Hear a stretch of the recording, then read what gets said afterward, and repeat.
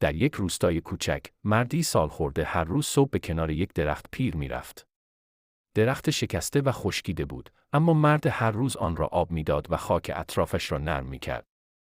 روستاییان می‌گفتند: چرا وقتت را روی درخت مرده تلف می‌کنی؟ مرد تنها لبخند می‌زد و پاسخ می‌داد: شاید امروز کسی بیاد و سایه‌هاش نیازمندی رو آرام کنه. شاید فردا میوه بدهد. ماه‌ها گذشت. روزی طوفانی سهمگین روستا را در بر گرفت. درخت‌های جوان و تازه در طوفان شکستند، اما همون درخت پیر که ریشه‌هایش محکم شده بود، جان سالم به در برد و سایه‌اش از خانه‌های اطراف محافظت کرد. مرد به روستاییان گفت: همون کاری که امروز برای دیگران انجام می‌دهی، فردا به خودت برمیگردد.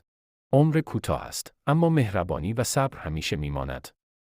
پیام داستان: صبر و پشتکار همیشه نتیجه می‌دهد.